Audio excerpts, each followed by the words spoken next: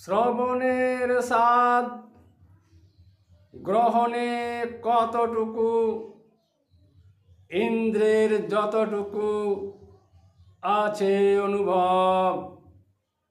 গ্রহণে অনুভূতি, জ্ঞানে তাই হয়ে পটু। ভাষারূপে এলো পরিচয়। পরিচিতি জ্ঞানের গীতি হয়ে সঙ্গীত। শ্রবণে শ্রদ্ধা যত, মানুষেরা ক্রমাগত গেয়ে চলে অবিরত। সঙ্গীত মানবের হিত।